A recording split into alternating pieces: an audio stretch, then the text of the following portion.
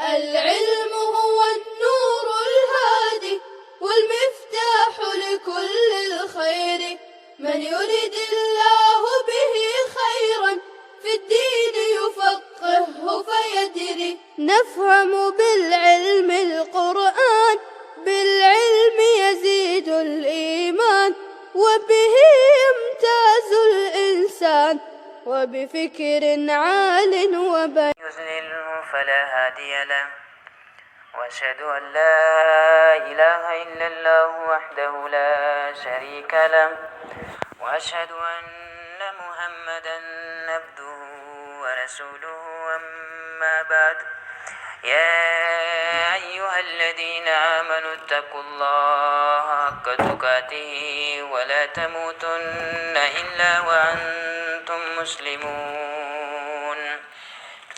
يا أيها الناس اتقوا ربكم الذي خلقكم من نفس واحدة وخلق منها زوجها وبث منهما رجالا كثيرا والنساء، واتقوا الله الذي تساءلون به والأرحام، إن الله كان عليكم رقيبا. يا أيها الذين آمنوا اتقوا الله وقولوا قولا سديدا يصلح لكم أعمالكم ويغفر لكم ذنوبكم، ومن يطع الله ورسوله فقد فاز فوزا عظيما. فقد قال الله عز وجل في القرآن العظيم بعد أعوذ بالله من الشيطان الرجيم، بسم الله الرحمن الرحيم. ولا تقربوا الزنا إنه كان فاحشة وساء سبيلا. ألا فإن خير الحديث كتاب الله، وخير الهدى هدي محمد صلى الله عليه وسلم، وشر الأمور محدثاتها، ألا وكل محدثة بدعة، وكل بدعة ضلالة، وكل ضلالة في النار. فقد قال الله تبارك وتعالى: ولا تتقربوا الفواحش ما ظهر منها وما بطن. وقال النبي صلى الله عليه وسلم: إن لكل دين خلقا، وخلق الإسلام الحياء.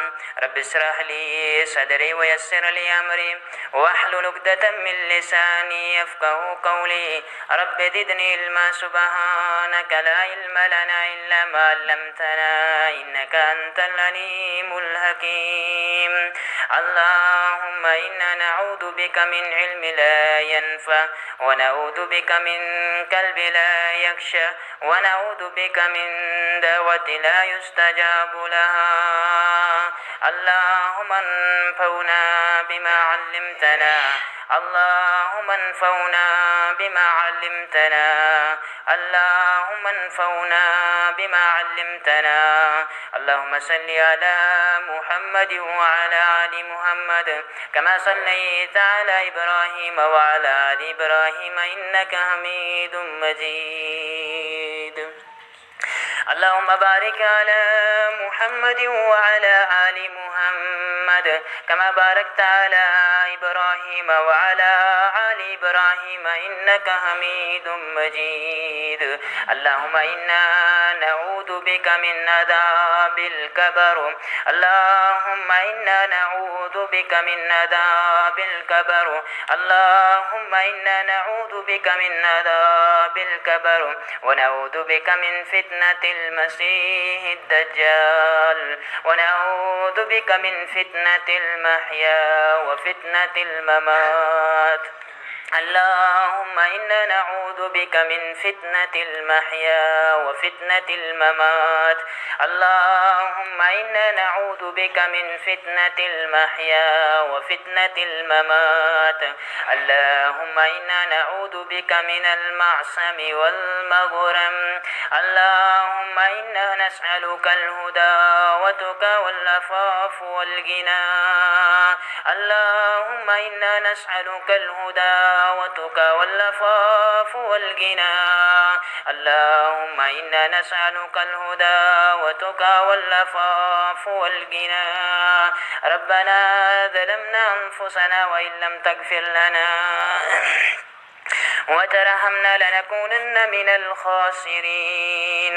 ربنا ظلمنا أنفسنا وإن لم تغفر لنا وترحمنا لنكونن من الخاسرين. ربنا آتنا في الدنيا حسنة. ربنا آتنا في الدنيا حسنة وفي الآخرة حسنة وقنا عذاب النار. ربنا اغفر لي ولوالدي. ربنا اغفر لي ولوالدي وللمؤمنين يوم يقوم الحساب. رب ارحمهما كما ربيانا صغيرا. واغفر لنا وللمؤمنين والمؤمنات والمؤمنات الأحياء منهم والأموات إنك غافر الذنوب والخطايا برحمتك يا أرحم الراحمين. وصلى الله تعالى على خير خلقه محمد وعلى آله وأصحابه أجمعين ومن تبعهم بإحسان إلى يوم الدين. آمین یا رب العالمین. تمام قسم کی تعریفات و تسبیحات بزرگی و بڑائی اللہ رب العالمین کے لیے. ایک اللہ واحد ذات کے لیے جو ہمیں بار بار یہ مواقع عطا فرما رہا ہے کہ ہم اپنے گناہوں کی جو ہے استغفار اور اپنے گناہوں کا اعتراف اس کے سامنے کریں. رب ذوالجلال کی مختصر سی حمد و ثنا کے بعد درود و سلام کی بے شمار بارش نشاور ہو برذات خیر الانام محمد الرسول اللہ صلی اللہ علیہ وسلم. دور حاضر جن حالات کی عکاسی کر رہا ہے مسلمانوں کے سامنے اور پوری دنیا کے سامنے آیا ہے، ایک ایسا دور، پرفتن دور، ہر طرف سے فتنوں کا ظہور، بے راہروی کا دور، ناچاکیوں کا دور، بے حیائیوں کا دور، جس کے متعلق بروایت صحیح البخاری کتاب الفتن اور حدیث کے راوی ہیں ابو سعید الخدری رضی اللہ تعالی عنہ، بیان کرتے ہیں کہ محمد الرسول اللہ صلی اللہ علیہ وسلم نے فرمایا: یوشک ان یکون خیر مال المسلم غنم یتبع بها شعف الجبال، کہ رسول اکرم صلی اللہ علیہ وسلم فرماتے ہیں وہ وقت قریب ہے کہ مسلمان کا بہترین مال وہ بکریاں ہوں گی، ایک مسلمان کا بہترین مال وہ بکریاں ہوں گی جنہیں وہ لے کر پہاڑ کی چوٹیوں اور بارش برسنے کی جگہوں پر چلا جائے، وہ فتنوں سے اپنے دین کی حفاظت کے لیے وہاں بھاگ کر آ جائے گا۔ رسول اکرم صلی اللہ علیہ وسلم نے اس دور کی طرف اشارہ فرمایا کہ قیامت کے قریب جو دور ہوگا اس دور کے اندر فتنات کا اتنا زیادہ نزول ہوگا. ایک دوسری روایت صحیح البخاری کی کتاب الفتن، اللہ کے نبی صلی اللہ علیہ وسلم نے فرمایا آنے والے قریبی دور کے اندر میں اس طرح سے فتنوں کا ظہور دیکھ رہا ہوں جس طرح سے جب بارش برستی ہے اور چھت سے جو پانی ٹپکتا ہے، تیزی سے پانی ٹپکتا ہے، اسی طرح سے میں فتنوں کا نزول دیکھ رہا ہوں. گویا کہ قیامت کے قریب ایک ایسا دور آئے گا جہاں پہ چوں طرف سے فتنوں کا ظہور ہوگا، اور اس فتنے کے دور کے اندر ایک مسلمان کے لیے، ایک ایمان والے کے لیے اپنے دین اور ایمان کی حفاظت کے لیے ایسی جگہوں کا رخ کرنا پڑے گا جو جگہ پہاڑ کی چوٹیاں ہوں گی، جو جگہ بارش برسنے کی جگہیں ہوں گی. یہاں پہ مسلمانوں ایک بات کی طرف اشارہ ہے، ایک بات کی طرف اشارہ ہے محمد الرسول اللہ صلی اللہ علیہ وسلم کا، کہ ہمیشہ فتنوں کا جو ظہور ہوگا وہ نیچے سے ہوگا، وہ شہروں سے ہوگا، اور جو اوپر کی بستیاں ہیں، گاؤں ہیں، پہاڑی علاقے ہیں، وہاں تک فتنے کم پہنچیں گے، وہاں تک فتنے کم پہنچیں گے. بہرحال حدیث کریمہ کے اندر محمد الرسول اللہ صلی اللہ علیہ وسلم اپنی امت کو ڈرا رہے ہیں کہ مسلمانوں تم یاد رکھو ان قریب ایک ایسا دور آئے گا کہ تمہارا ایمان تمہارا دین تمہارے گھر میں بھی محفوظ نہیں ہوگا. مسلمان اپنے گھر کے اندر اطمینان حاصل کرتا ہے. ایک شخص اپنی میاں بیوی کے ساتھ، اپنی بیوی بچوں کے ساتھ، اہل خاندان میں رہ کر اپنی زندگی بسر کرنا ایک بہت بڑی نعمت ہے اور ہر کوئی پسند کرتا ہے. لیکن رسول اکرم صلی اللہ علیہ وسلم نے ایک ایسے دور کی طرف اشارہ فرمایا.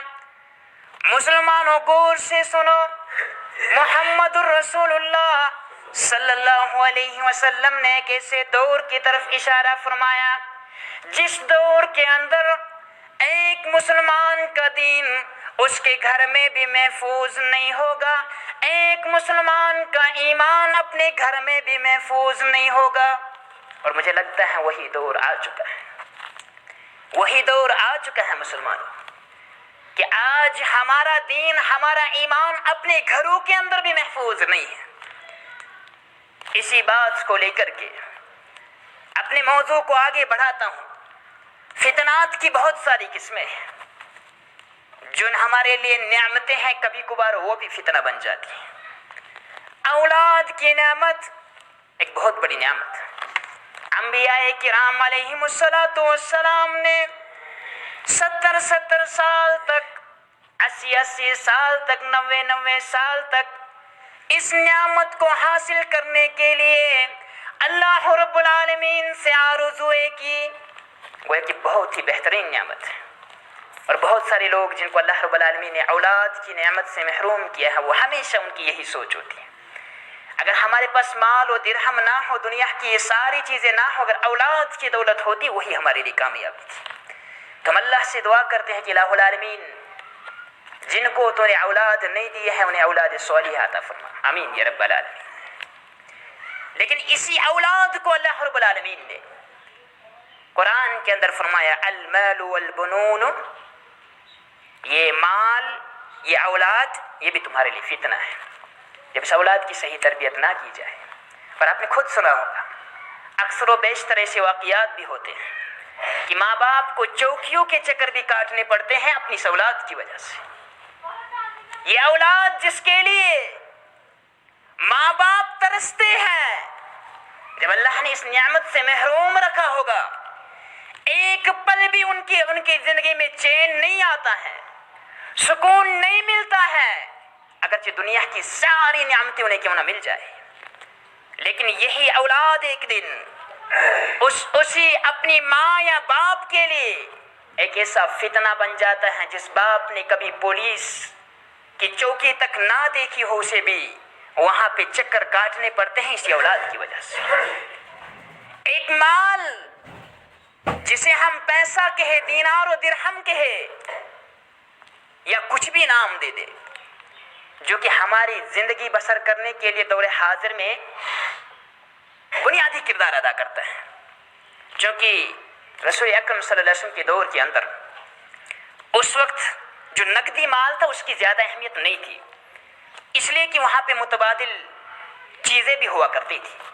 کسی نے گھیو لینے ہو، گندم لینے ہو، آٹے کے بدلے لے لیتا، چاول کے بدلے لیتا، کسی اور اناج کے بدلے دوسری چیز لے آتا.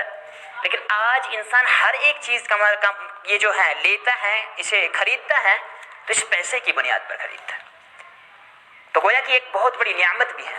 اور اللہ کے نبی صلی اللہ علیہ وسلم نے 4 چیزیں فرمائی تھی. مسلمانوں، سعادت مندی کی 4 علامتیں ہیں. یعنی جس شخص کو یہ 4 چیزیں مل گئی وہ سعادت مند ہے، وہ خوشبخت شخص ہیں. اس میں سے ایک یہ بھی تھی کہ جس کے پاس مال ہو. اور 2 چیزیں جہاں پہ مسلمانوں کو رچ کرنے کی اجازت ہے، وہاں پہ ایک دین ہے، ایک علم ہے، ایک ایسا علم جس سے لوگ استفادہ حاصل کرتے ہو. گویا کہ ہمارے معاشرے کے اندر کوئی ایسا شخص ہو جس کے پاس ایسا علم ہو جس سے لوگوں کو نفع پہنچتا ہے، تو باقی مسلمان رشک کر سکتے ہیں. رشک یہ ہوا اللہ سے مانگے کہ اللہ تو نے فلاں بندے کو علم عطا کیا ہے، اسے اس کے علم میں زیادتی فرما، لیکن ہمیں بھی وہی علم عطا فرما. تو انسان رشک کر سکتا ہے، حسد نہیں. حسد یہ ہوا کہ اسے نہ ہو مجھے ہی ملے. گویا کہ حسد تو ہر حال میں منع ہے، لیکن رشک 2 چیزوں میں ہے. اور دوسرا فرمایا مال. اگر کوئی مالدار ہے ہماری بستی کے اندر، ہمارے گھر کے اندر، ہمارے محلے کے اندر، لیکن اس کا مال اگر غریبوں میں تقسیم ہوتا ہے، اس کے مال سے باقیوں کو فائدہ پہنچتا ہے، تو اس صورت میں انسان رشک کر سکتا ہے کہ اللہ تو نے فلاں بندے کو مال عطا کیا ہے، جو کہ وہ مال غربا میں تقسیم کرتا ہے، تیرے راستے میں خرچ کرتا ہے. ہمیں رشک ہوتا ہے اللہ ہمیں بھی مال دے دے، اس شخص کے مال میں اضافہ فرما اور ہمیں بھی مال دے دے، تاکہ ہم بھی زیادہ سے زیادہ نیکی اور خیرات کر سکیں. وہ ایک بہت بڑی نعمت ہے، لیکن کبھی کبھار یہ نعمت بھی فتنہ بن جاتی ہے. دنیا کی یہ خوبصورتی یہ بھی ایک فتنہ ہے. اسی طرح سے بہت سارے فتنے ہیں. ایک عورت جس کے متعلق رسول اکرم صلی اللہ علیہ وسلم نے فرمایا الدنیا کلها متاع، کہ پوری دنیا جو ہے اللہ رب العالمین نے انسان کے لیے بنائی ہے. یہ چاند، یہ ستارے، سورج کی روشنی، چاند کی چمک، یہ چمکتے ستارے، یہ آسمان و زمین، اس کے اندر مختلف قسم کے یہ مخلوقات، یہ ساری چیزیں تو اللہ رب العالمین نے انسان کے لیے بنائی ہیں، انسان کے لیے، تاکہ انسان ان کا فائدہ اٹھائے. لیکن فرمایا وخیر المتاع، دنیا کے اندر اگر سب سے بہترین اور سب سے زیادہ فائدہ اٹھانے والی چیز ہے، وہ نعمت ہے، تو ہے المرأة الصالحہ، وہ نیک عورت ہے. لیکن وہیں پہ یہ عورت بھی فتنہ بن جاتی ہے. گویا کی نعمتیں بھی فتنوں کے اندر تبدیل ہو جاتی ہیں. دور حاضر کی مثال، بہت سارے فتنات ہیں، ان سارے فتنوں پر بات نہیں ہو سکتی ہے. حیا اور بے حیائی، اس میں فتنہ آ گئی، بے حیائی فتنہ آ گئی. میں موضوع کی طرف آنے سے پہلے آگے بڑھنے سے پہلے آپ کو ایک ہسٹری سنانا چاہتا ہوں جو کہ قرآن نے بیان کی ہے. اللہ رب العالمین فرماتے ہیں، پہلے ہم تصریحاً یہ بیان کرتے کہ اللہ رب العالمین نے آدم علیہ السلام کو پیدا فرمایا. ہر کسی کو معلوم ہے آدم علیہ السلام کو پیدا کیا.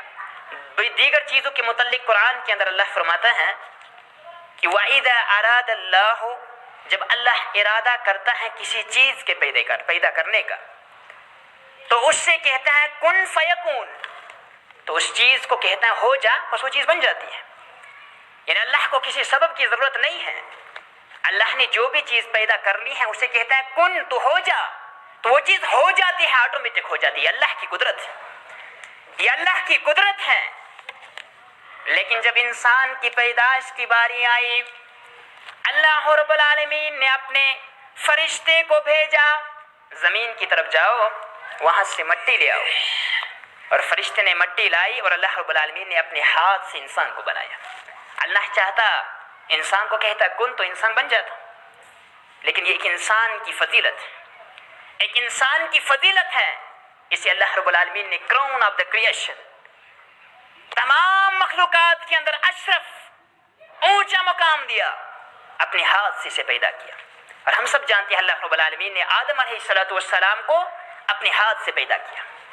ایک ڈھانچہ تھا، صرف ڈھانچہ تھا، نہ کوئی لباس لگا ہوا تھا، لباس اوڑھ کے نہیں تھا۔ بعض روایت کے اندر ہے کہ 40 دن تک ایسا رہا، لیکن بہرحال وہ صحیح نہیں ہے۔ جتنی مدت تک اللہ نے چاہا وہ ڈھانچے کی شکل میں رہا۔ شیطان میں لمبا تفصیلی قصہ نہیں بتاؤں گا۔ شیطان جو اب جن تھا لیکن فرشتوں کا سردار بن چکا تھا، اس نے کہا، سوچا اللہ رب العالمین نے کہ اس ڈھانچے کو پیدا کیا ہے، اس نے جانچنا چاہا کہ ذرا یہ کیا چیز ہے۔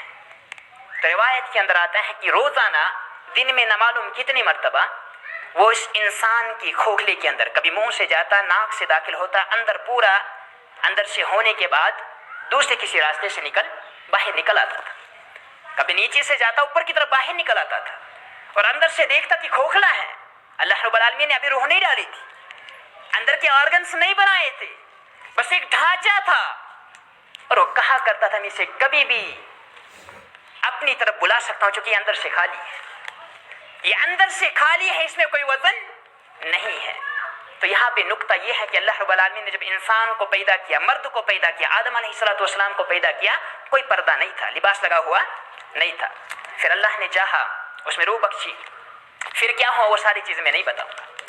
پھر اللہ نے چاہا، پھر جو ہی اس میں روح بخشی تو حکم دیا فرشتوں کو کہ جو ہی آدم علیہ السلام میں پوری جان آ جائے گی تو آپ سب کے سب اس کے سامنے سجدے میں گر جائیں گے۔ یہ اللہ کی طرف سے تعظیماً سجدہ تھا، سارے فرشتے، اللہ کا حکم تھا، سارے فرشتے سجدے میں گر گئے، لیکن شیطان نے انکار کیا۔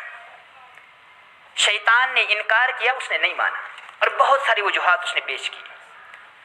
یعنی کہ اللہ کی نافرمانی میں ہم بھی بہت سارے ریزنز دیتے ہیں، نماز ادا کیوں نہیں کی، اتنے سارے ریزنز ہیں، فلاں عمل کیوں نہیں کیا، یہ سارے اسباب ہیں۔ تو اسباب اور سبب عبادات کے اندر اللہ کی نافرمانی میں سبب بیان کرنا یہ شیطان کی علامت ہے، یہ شیطان کا عمل ہے۔ اگر ہم سے کوتاہی ہوتی ہے، ہمیں ریزنز دینے کی ضرورت نہیں ہے، لوگوں کے سامنے اسباب پیش کرنے کی ضرورت نہیں ہے، بلکہ توبہ اور رجوع کرنے کی ضرورت ہے۔ سبب پیش کرنا شیطانی عمل ہے، سبب پیش کرنا شیطانی روش ہے۔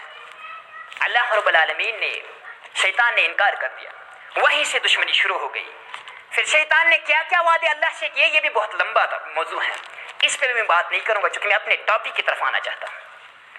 پھر اللہ رب العالمین نے آدم علیہ السلام کو جنت کے اندر رکھ دیا۔ آدم علیہ السلام پیدا ہوئے، روح ڈالی تو جنت کے اندر ہے، جنت کے اندر آدم علیہ السلام ہے، لیکن اکیلے ہیں، اکیلے ہیں، وہاں پہ کوئی دوسرا شخص نہیں ہے، اسے چین نہیں آتا ہے۔ مسلمانوں اشارہ ہے، اشارہ ہے، ایک شخص آدم علیہ السلام جنت میں ہے، ساری نعمتیں ہیں، جس جنت کے لیے ہم اتنی جدوجہد کر رہے ہیں، جس جنت کے لیے صحابہ نے اپنی جانوں کی قربانیاں دی، جس جنت کے لیے ساری دنیا کی قربانیاں دینے کے لیے ایمان والا تیار ہو جاتا ہے، اس جنت کے اندر ہے آدم علیہ السلام، لیکن اطمینان نہیں آ رہا ہے چونکہ اکیلا ہے۔ تو سکون کے لیے اللہ نے کسے پیدا کیا؟ حوا علیہ السلام کو۔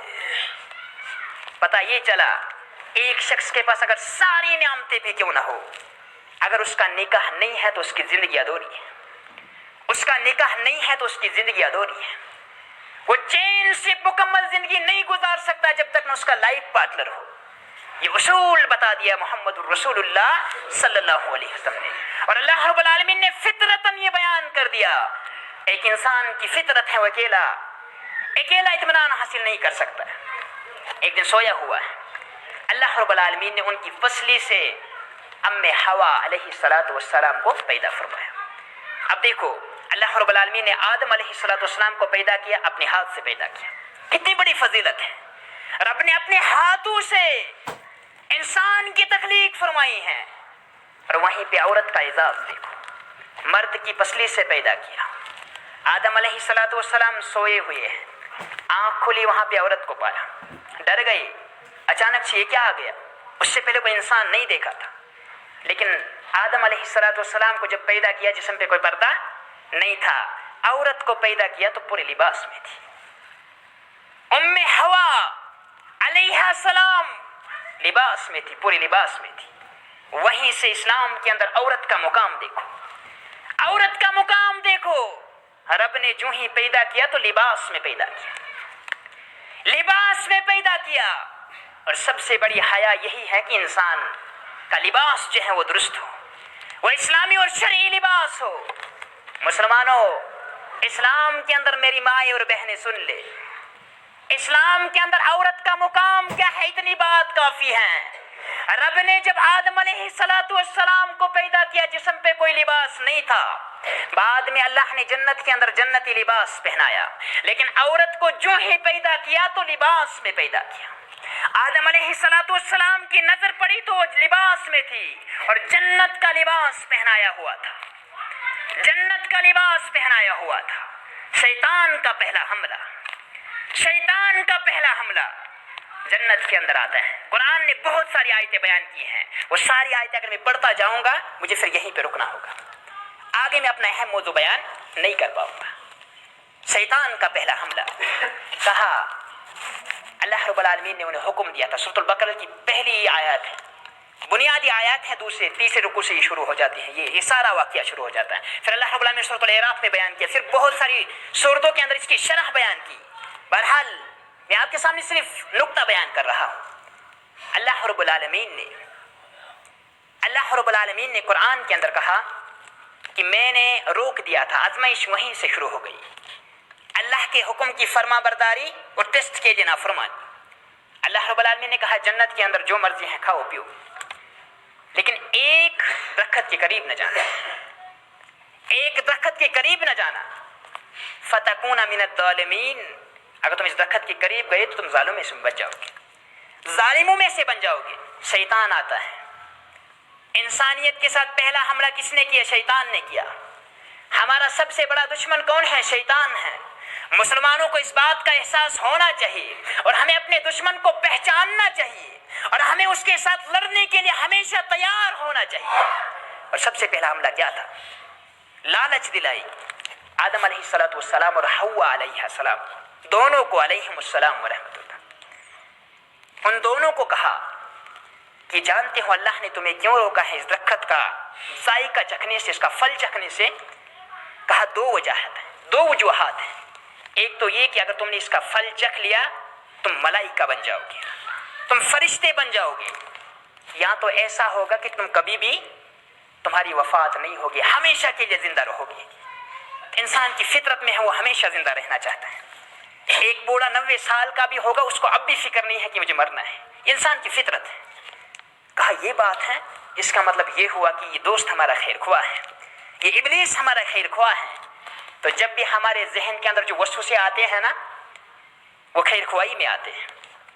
مسلمان معاشرے کے اندر ایک معصوم بچے کو جس کی عمر ابھی 7 سال ہی تھی، جو نہیں جانتا تھا اسموکنگ کیا ہے، سگریٹ نوشی کیا ہے، دیگر برائیاں کیا ہے، سب سے پہلے ان برائیوں کے اندر ملوث کرنے والا اس کا دشمن نہیں ہوتا ہے بلکہ دوست ہوتا ہے. آپ کا دوست ہی آپ کو برائیوں پہ آمادہ کرتا ہے، آپ کا دشمن کبھی بھی ذریعہ نہیں بنے گا. تو گویا کہ شیطان جب بھی آتا ہے دوست کی شکل میں آتا ہے. مسلمانوں دوستوں کو پہچاننے کی ضرورت ہے، کیونکہ شیطان کی چال ہے دوستی کرنا، شیطان کی چال ہے دوستی کرنا.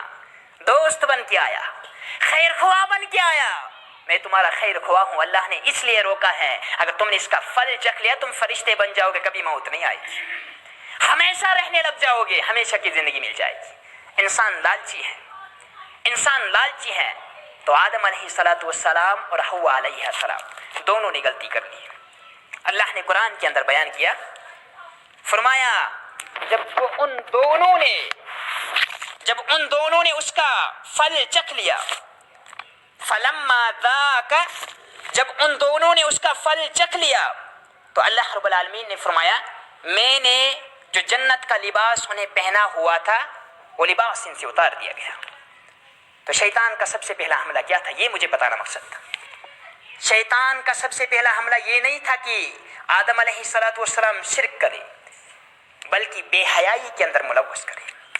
حیا کو ختم کرنا چاہتا تھا، اور انسان کی فطرت میں حیا ہے، حیا انسان کی فطرت میں ہے۔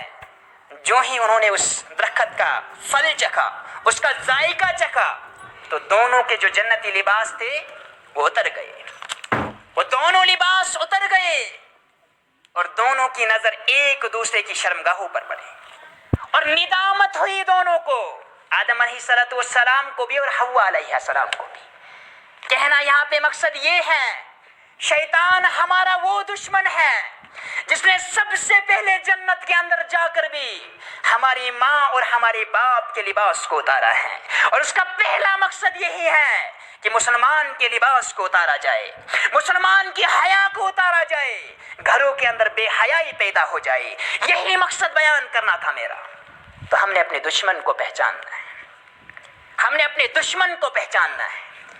اس لیے محمد الرسول اللہ صلی اللہ علیہ وسلم نے فرمایا تھا، رسول اکرم صلی اللہ علیہ وسلم نے فرمایا تھا کہ میں نے پچھلی جمعہ کو بھی آپ کے سامنے یہ حدیث رکھی تھی کہ پچھلی امتوں کو جو بھی تعلیمات دی گئی، ان تعلیمات میں سے ایک تعلیم کا خلاصہ یہ ہے، اذا لم تستحی فاصنع ما شئت، جب تمہارے اندر شرم و حیا نہیں رہے گی پھر جو مرضی کرتے جاؤ۔ گویا برائیوں کے اندر، کسی بھی برائی کے اندر ملوث کرنے کے لیے سب سے پہلا کام جو شیطان کا ہے وہ یہ ہے کہ ایک انسان کے اندر حیا کو ختم کر دیتا ہے۔ انسانیت کے اندر، مسلمانوں کے اندر جب بے حیائی آ جاتی ہے تو مان لیجئے شیطان کامیاب ہو گیا، شیطان کامیاب ہو گیا۔ تو مسلمانوں اپنے گھروں کو بے حیائی سے بچانے کی ضرورت ہے، اور بے حیائی کی بہت ساری قسمیں ہیں، بے حیائی کی بہت ساری قسمیں ہیں۔ ان میں سے بے حیائی کی اب انتہا تو یہاں تک ہو گئی، بے حیائی کی حد تو یہاں تک ہو گئی۔ گھروں کے اندر، مسلمان معاشروں کے اندر اسلام نے جو اصول دیے ہیں کہ اگر کہیں پہ برائیوں کا فتنہ ہے تو اس کا علاج یہ ہے کہ وقت پہ بچوں کی شادیاں کی جائے، وقت پہ بچوں کا جو ہے نکاح کیا جائے۔ لیکن مسلمانوں حد تو یہاں تک بڑھ چکی ہے۔ آج تو سننے کو ایسا بھی آتا ہے کہ نکاح ہونے کے بعد بھی عورتوں کے تعلقات غیر مردوں سے ہیں، اپنے شوہر کے علاوہ غیروں سے تعلق رکھنے والی خواتین بھی ہمارے معاشرے میں موجود ہیں، اللہ رحم فرمائے، مسلمانوں کے معاشرے میں موجود ہیں۔ اور اس کا بھی سبب یہ ہے کیونکہ نکاح کے بعد بھی ایسے مرد بھی موجود ہیں جو نکاح کے بعد بھی غیر محرم عورتوں سے تعلقات رکھنے والے ہیں۔ یہ تو بے حیائی کی انتہا ہے، یہ تو بے حیائی کی انتہا ہے۔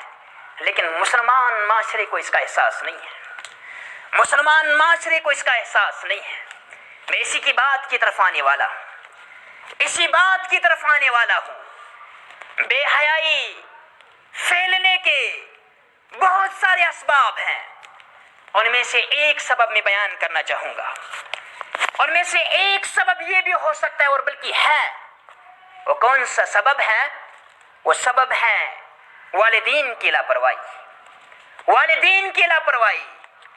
والدین اپنے بچوں کے معاملے میں لاپرواہ ہیں۔ جب باپ اس کا مقصد یہیں تک محدود ہو جائے، مجھے کہیں سے کچھ کما کر لانا ہے، اپنے گھر میں اپنی بیوی اور بچوں کو دینا ہے، اگر اس کی زندگی کا مقصد یہیں تک محدود رہ گیا پھر بے حیائی معاشرے کے اندر آنی ہے۔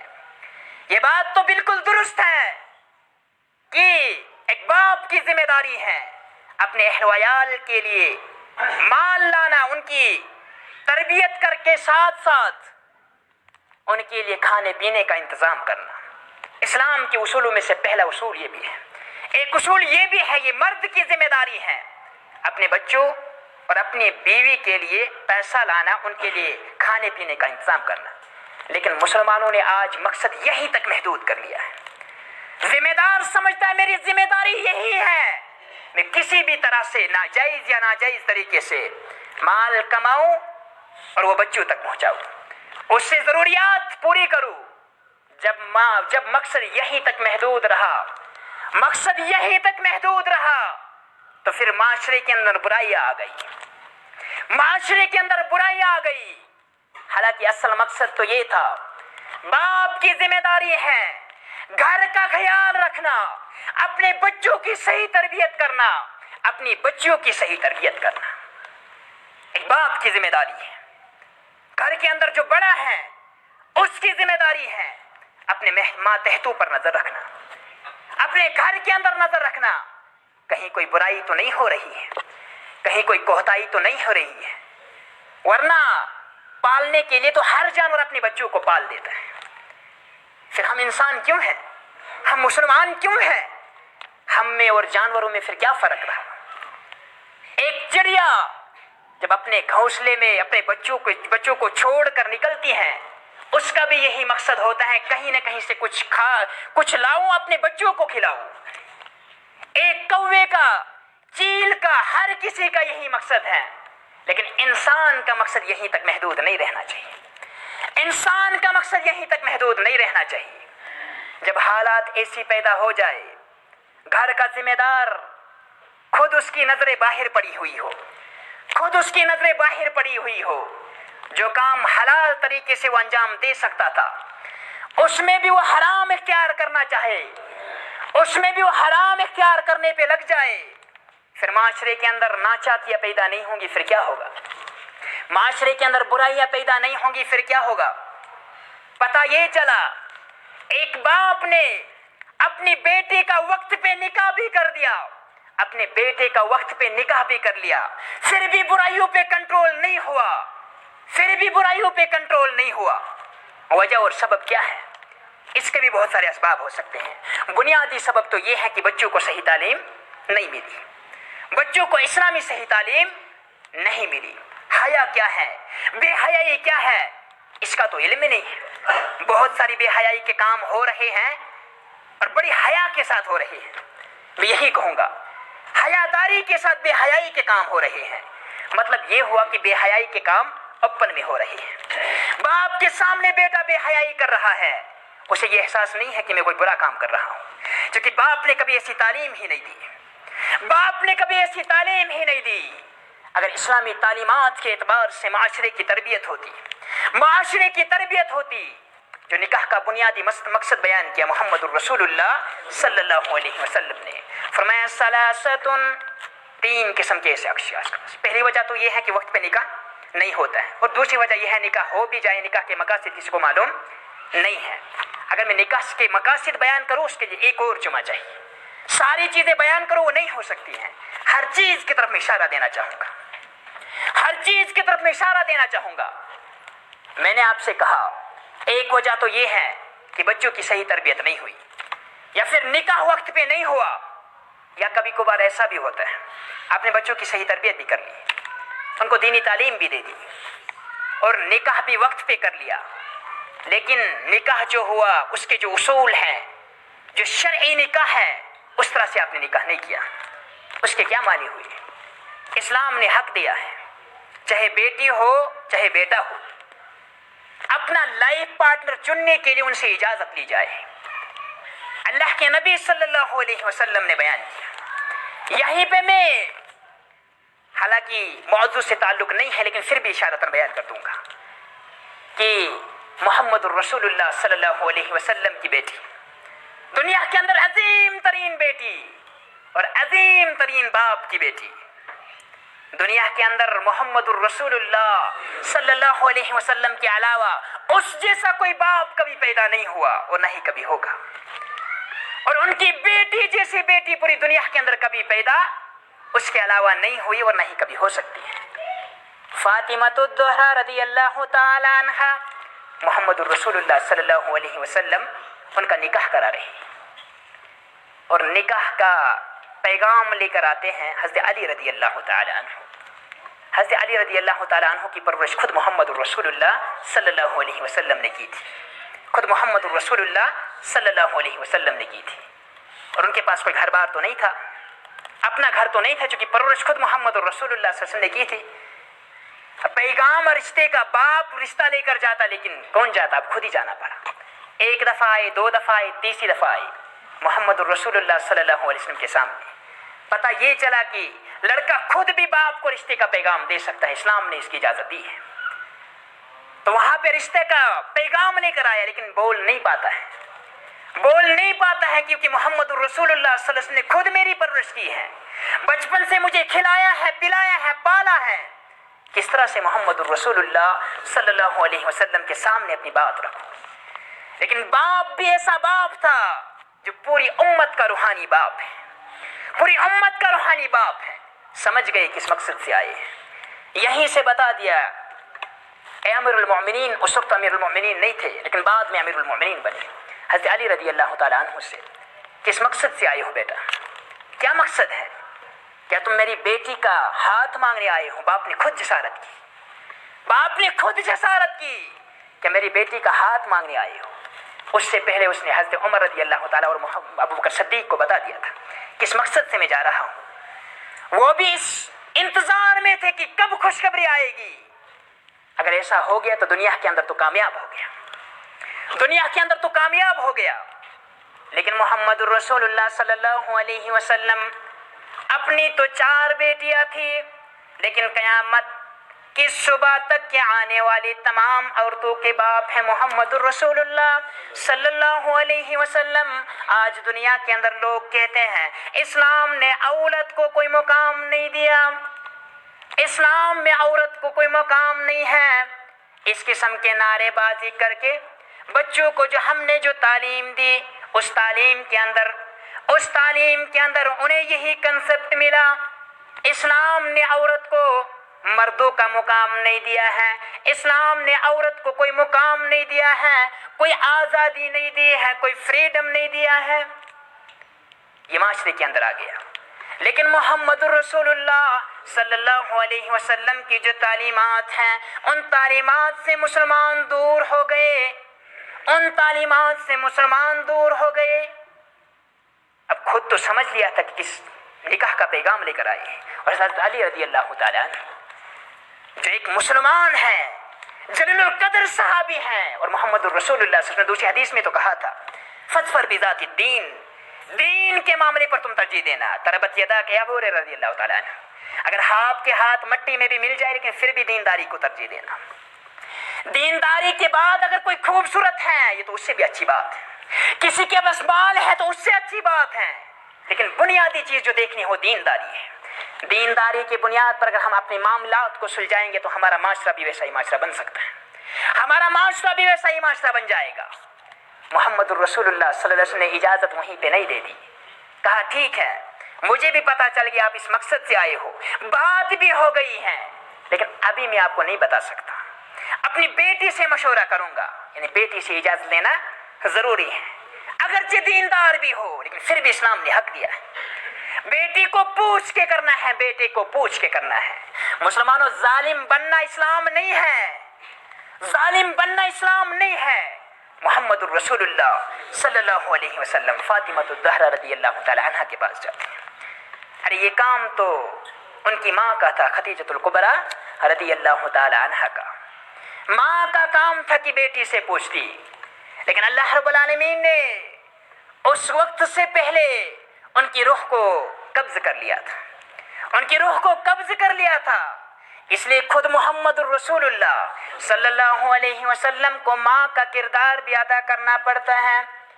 خود گئے، اپنی بیٹی سے پوچھا، اے میری بیٹی، اے میری لختے جگر، آج میں وہ کام کرنے جا رہا ہوں جو کام عورت کا تھا. تیری ماں کے ذمے یہ کام تھا، لیکن محمد الرسول اللہ صلی اللہ علیہ وسلم صرف باپ ہی نہیں بلکہ ماں کا کردار بھی ادا کر رہے ہیں، اجازت مانگنی چاہیے. تو بیٹی خاموش رہی. اس لیے محمد الرسول اللہ صلی اللہ علیہ وسلم صحابہ سے کہا تھا جب تم اپنی بیٹیوں کا رشتہ کرو گے، اگر وہ کنواری ہیں اس سے اجازت لو.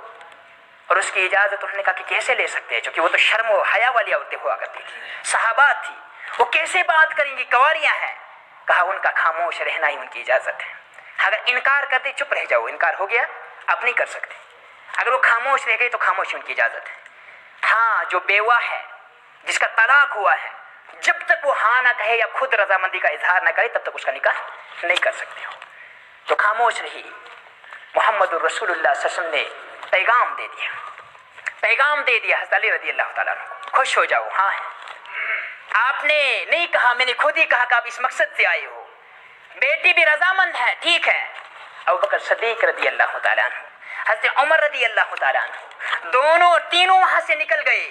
उनके पास एक ज़िरा था, एक लौंगी थी, वो लेकर चले गए कि अब इसे बेच कर आऊंगा, क्योंकि घर में तो कुछ है नहीं, घर तो है नहीं, खुद तो पाला है मोहम्मद रसूलुल्लाह सल्लल्लाहु अलैहि वसल्लम ने। कहा ये बेच के आता हूँ, बाजार में कोई है लेने वाला।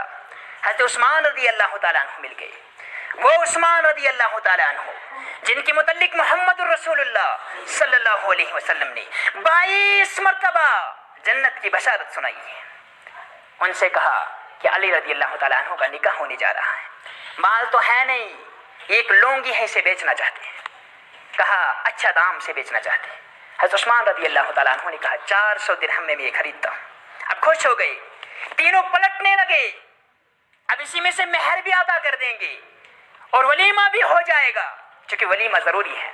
बहुत सारे मुसलमान के अंदर ये कंसेप्ट आ चुका है कि बस खजूरों पे शादी हो जाएगी। औरत जहाँ पे लड़की है, लड़की वालों की तरफ से कोई खाना नहीं बनेगा, ये इस्लाम है। लेकिन लड़का ये ना सोचे कि खजूरों पे शादी हो जाएगी, नहीं, बल्कि लड़की के लिए वलीमा शर्त है, वलीमा करना ज़रूरी है। लड़के की शादी होगी, उसे निकाह के बाद वलीमा देना है। अगरचे अल्लाह के नबी ने फरमाया था वलो बिशातिन, एक ही बकरी का बच्चा क्यों ना ज़बह करो, लेकिन वलीमा करना है। वलीमा करना है तो ये कंसेप्ट ना रखा जाए कि लड़का जो है खजूर पे ही शादी कर देगा, नहीं, लड़की की तरफ से कोई रंग नहीं होगा, कोई खाना नहीं होगा, लेकिन लड़के को वलीमा करना है। अगरचे एक ही बकरी क्यों ना ज़बह करे, अगर उसको ताकत नहीं है कोई और दे कर दे, कोई और उसके बदले कर दे। हज़रत उस्मान रज़ी अल्लाह ताला अन्हु ने 400 दिरहम दे दिए, खुशी खुशी से वहां से लूटने लगे, लेकिन आवाज आई रुक जाओ। हज़रत उस्मान रज़ी अल्लाह ताला अन्हु ने तीनों को रोक दिया, रुक जाओ क्या बात है। दिल में हुआ शायद सौदा वापस ले रहे हैं, शायद बराबरी नहीं आई, 400 से कम देना चाहेंगे। लेकिन हज़रत उस्मान रज़ी अल्लाह ताला अन्हु, अल्लाह ने गनी बनाया था, मालदार बनाया था। फरमाया अली रज़ी अल्लाह ताला अन्हु, आपका निकाह मोहम्मद रसूलुल्लाह सल्लल्लाहु अलैहि वसल्लम की लगते जिगर से हो रहा है, शादी आपकी होगी, खर्चा उस्मान का होगा रज़ी अल्लाह ताला अन्हु, लौंगी भी आपको और 400 दिरहम भी फ्री में। इसलिए अल्लाह ने बयान किया था मोहम्मद रसूलुल्लाह वल्लज़ीना माअहु अशिद्दाउ अलल कुफ़ार रहमाउ बैनहुम। सहाबा तो ऐसे थे जो आपस में बहुत रहम दिल थे, बहुत रहम दिल थे। बहरहाल हो गया, रुखसती की बारी आई, रुखसती की बारी आई, कोई नया कपड़ा नहीं। मोहम्मद रसूलुल्लाह ने जितने भी निकाह किए, मुसलमानों कोई मुझे साबित करके दे, हालांकि ये नाजायज़ नहीं है, अगर निकाह के दिन कोई गुस्ल करना चाहेगा नाजायज़ नहीं है, लेकिन मोहम्मद रसूलुल्लाह के मुताल्लिक कोई भी मखसूस हदीस नहीं मिलती है कि अल्लाह के नबी ने निकाह के लिए मखसूस दिन गुस्ल किया, मखसूस कोई कपड़े पड़े हो। ये हमने तब बना दिया, हमने मुश्किलातें पैदा कर दी, जिसकी वजह से बेहयाई आम हो गई, बेहयाई आम हो गई। अब रुखसती की बारी आती है, रुखसती की बारी आती है।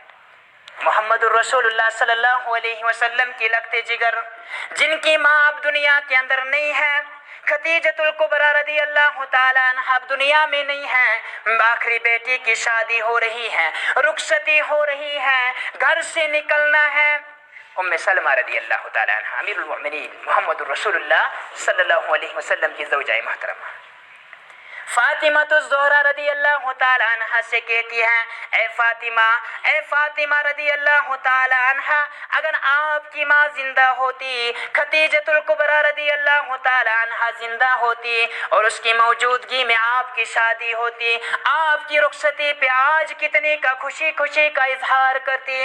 मोहम्मद रसूलुल्लाह सल्लल्लाहु अलैहि वसल्लम भी कहते हैं, खदीजतुल कुबरा रज़ी अल्लाह ताला अन्हा जब बीमार हुई, यही बार बार कहती गई, मेरी बेटी की शादी जल्दी करा दो ताकि मेरी जिंदगी के अंदर मेरी बेटी की शादी हो जाए। محمد الرسولullah सल्लल्लाहु अलैहि वसल्लम की इस बात का एहसास है। पुकार कर कहा तुमने आज मुझे किस शख्सियत की याद दिलाई है, किस शख्सियत की याद दिलाई है। खदीजतुल कुबरा रदी अल्लाह ताला अन्हा, ये तो वो औरत थी, ये तो उन उम्महातुल मोमिनीन में से थी जिनके जरिए से अल्लाह रब्बुल आलमीन ने मुझे औलाद दी है। यहाँ पे पता चलता है कि रिश्ते की कितनी बड़ी अहमियत है, रिश्ते की कितनी बड़ी अहमियत है। बहरहाल रुखसती भी हो गई। कहने का मकसद यहाँ पे ये था कि औरतों से लड़कियों से इजाज़त भी ली जाए। मोहम्मद रसूलुल्लाह ने खुद इजाज़त ली है। तो कभी कभार ऐसा भी होता है कि बाप या भाई जब बेटियों का निकाह होता है वहाँ पे बेटी से पूछा नहीं जाता, क्यों? हम बड़े बागैरत हैं। क्योंकि हमारे यहाँ भी ऐसा होता है, ये तसव्वुफ पाया जाता है, हम तो बड़े बागयूर हैं, हम गैरतमंद हैं, लड़की से इजाज़त ले, हमसे बाहर लड़की कैसे जा सकती है। लेकिन इस्लाम ने हक दिया है, इस्लाम ने हक दिया, आप ज़बरदस्ती नहीं कर सकते हैं। हज़रत खंसा रज़ी अल्लाह तआला अन्हा आई रसूल अकरम सल्लल्लाहु अलैहि वसल्लम के पास, या रसूलुल्लाह सल्लल्लाहु अलैहि वसल्लम, मेरी मर्जी के खिलाफ मेरा निकाह हो चुका है, मेरा निकाह हो चुका है। मोहम्मद रसूलुल्लाह सल्लल्लाहु अलैहि वसल्लम ने फरमाया निकाह नहीं है, वो निकाह है ही नहीं। एक तो ये हुआ, एक तरीका ये बनता है कि तलाक, मर्द की तरफ से तलाक हुई, निकाह खत्म, या औरत खुला लेनी चाहे, निकाह खत्म। लेकिन अल्लाह के नबी ने फरमाया ना कोई तलाक होगी ना खा, बल्कि निकाह ही नहीं है। क्योंकि औरत की रजामंदी नहीं है तो निकाह ही नहीं है। इसलिए कुरान ने बयान किया है, कुरान के अंदर अल्लाह रब्बुल आलमीन फरमाते हैं, सूरह नूर की आयत नंबर 33 है, उसमें फरमाते हैं कि अगर तुम अपनी जो तुम्हारी लोंडियां हैं, तुम्हारी जो गुलाम औरतें हैं, उनको बदकारी करने पर मजबूर मत करो। क्योंकि ऐसा होता था उस दौर में, उनसे पैसे लिए जाते थे, अपनी लोंडियों को बेचकर उनसे बुरे काम कर कर पैसा कमाया जाता था। कुरान ने बयान किया तुम ऐसा मत करो, उनको ऐसा करने पर मजबूर मत करो। क्योंकि गुलामी की जिंदगी उस वक्त आम हुआ करती थी। अल्लाह ने फरमाया अगर उन पे जबरदस्ती किया जाए तो अगर वो तौबा कर लेंगे तो उनका वो गुनाह उनके मालिकों पर है, उनके मालिकों पर है। तो माँ बाप की वजह से बच्चों पर, इसकी शरह में बहुत सारे मुफस्सिरीन ने ये कहा है, माँ बाप की वजह से अगर बच्चे किसी बुराई में मुलव्वस हुए, किसी बुराई में मुलव्वस हुए, तो उसका गुनाह भी वालिदीन पर है, उसका गुनाह भी वालिदीन पर है। आखिरी नुक्ता वो ये बयान करना चाहता हूँ, बेहयाई तो फैल गई। मैंने आपसे कहा था, बुनियाद पहले ही कहा था कि हालत तो ऐसी बन चुकी है निकाह होने के बाद भी। हालांकि अल्लाह के नबी ने फरमाया था सल्लल्लाहु अलैहि वसल्लम, 3 किस्म के लोग हैं अल्लाह रब्बुल आलमीन पे लाजिम है कि उनकी मदद करना चाहिए।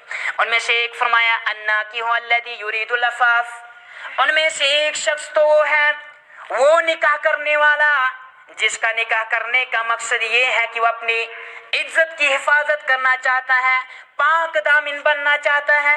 अल्लाह रब्बुल आलमीन पर लाजिम है कि वो उसकी मदद करे, उसकी मदद करे।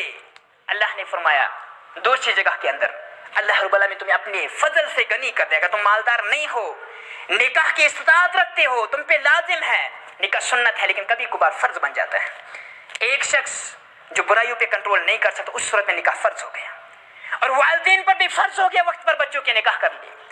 आज बहुत सारी शराइतें रखी जाती हैं, पर ये तफसीली मौजू है। मैंने कहा था ये हालत यहाँ तक पहुँच चुकी है, निकाह होने के बावजूद भी एक मर्द गैर औरत से ताल्लुकात रख रहा है, एक औरत गैर मर्दों से ताल्लुकात रख रहा है। इसलिए इमाम शाफी रहमतुल्लाहि अलैहि से जब पूछा गया था, उन्होंने कहा था कि किसी के साथ भी बुरे ताल्लुकात रखना, किसी के साथ भी बुरे ताल्लुकात रखना, मुसलमान नौजवानों गौर से सुन लो, दूसरी को लड़कियों पर नजर उठाने वालों, दूसरों की औरतों पर नजर उठाने वालों, गौर से सुन लो। इमाम शाफी ने कहा था कि जो भी ऐसा सोचता है ये कर्ज है, वापिस आना है, बराबर आना है, या तो माँ की तरफ वापिस आएगा। गलती आपने की, भुगतनी सजा माँ को पड़ेगी, आपकी बहन को पड़ेगी, आपकी बेटी को पड़ेगी। जब हम खुद अपने आप को दुरुस्त ना करें, खुद मेरा ताल्लुक अगर किसी गैर से है निकाह के बावजूद भी, और इस्लाम ने सबसे बड़ी सजा, सबसे भयानक अगर सजा रखी है तो वो अगर एक नौजवान बदकारी करता है, जिना करता है, इस्लामी कानून है 100 कोड़े से मारे जाए। लेकिन शादीशुदा आदमी जब जिना का इर्तिकाब करे, इस्लाम ने ये सजा रखी है, चाहे वो औरत हो या मर्द हो, उसे रजम कर दिया जाए, पत्थर बरसा कर उसे कत्ल किया जाए। पत्थर उस पे बरसाए जाए, इतना बड़ा जुर्म है।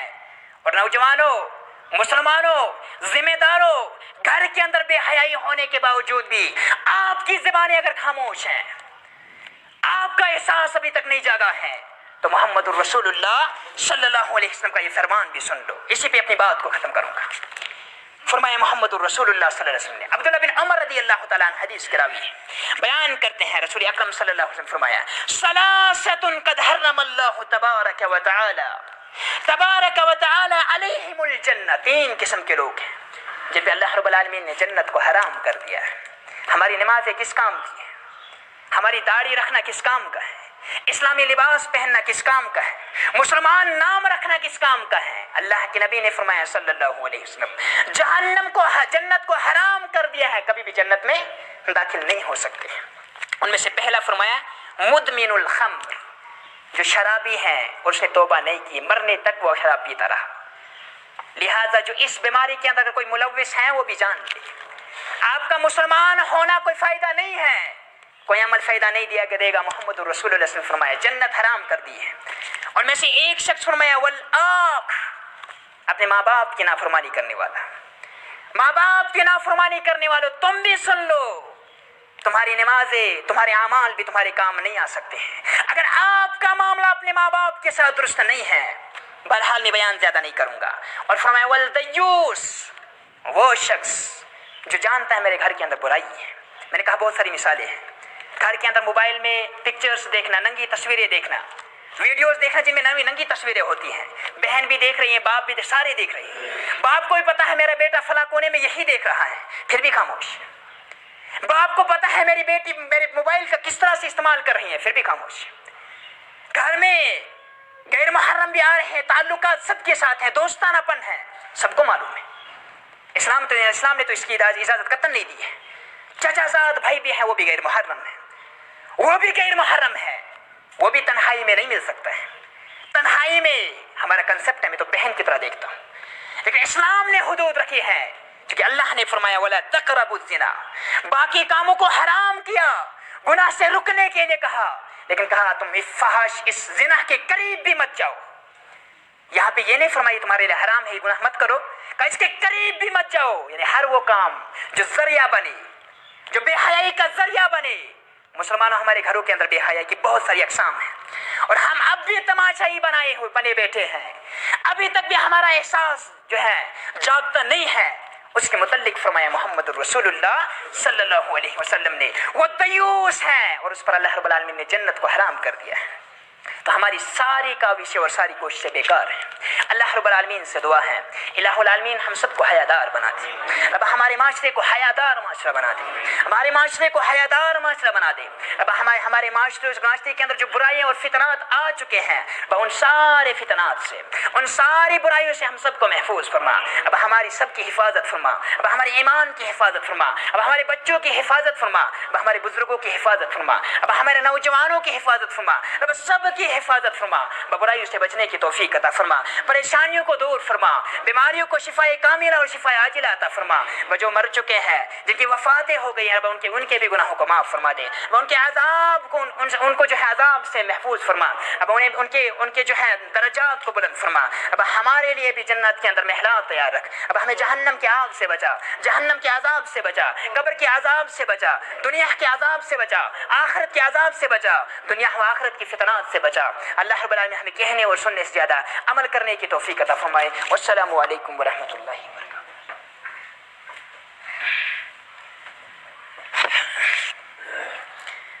इन्नल हम्दुलिल्लाह अल्हम्दुलिल्लाहि वहदहु वस्सलातु वस्सलामु अला मन ला नबिय्य बअदह व बअद। मुअज़्ज़िज़ सामीन किराम, एक ऐलान करना चाहूँगा। मैं तो मौजूद ख्वाह हूँ, वक्त बहुत हो चुका है, तो इसके लिए मैं मौजूद ख्वाही का इजहार करता हूँ और उम्मीद है आप मेरी मौजूद कबूल फरमाएंगे। तो यहाँ पे जो निगाम के अंदर हमारा एक मदरसा है, जहाँ पे बच्चे कुरान की तालीम हासिल करते हैं और सबसे बेहतरीन तालीम तो यही है। दुनिया के अंदर सबसे अजीम किताब ये है और सबसे अजीम डिग्री भी यही है जो कुरान के ताल्लुक से, चाहे हाफिज़ हो, कारी हो, तो वही सबसे अजीम डिग्री है दुनिया के अंदर भी। और यहाँ तक अल्लाह के नबी ने फरमाया आखिरत के अंदर, जन्नत के अंदर सबसे ऊंचा मुकाम पे जाने वाला कारी कुरान होगा। یعنی جس نے جتنا زیادہ قرآن پڑھا ہوگا، اگر ڈیلی اس کی تلاوت کرتا ہے، اس پہ عمل کرتا ہے، تو جنت کے اندر بھی سب سے اونچا مقام وہی پہنچے، وہی پائے گا، اگرچہ دنیا کے اندر اسے باقی چیزیں نہ بھی ملیں۔ اتنا کافی ہے اس کے لیے کہ وہ حافظ قرآن تھا اور اس پہ عمل کرنے والا تھا۔ تو ایک بہت عظیم شان ہمارا ادارہ ہے، مسلمانوں کا ادارہ، ہم سب کا ادارہ ہے۔ وہیں پہ آنے والی 15 تاریخ کو یعنی جمعرات کو کچھ بچوں کی دستار بندی ہونے جا رہی ہے۔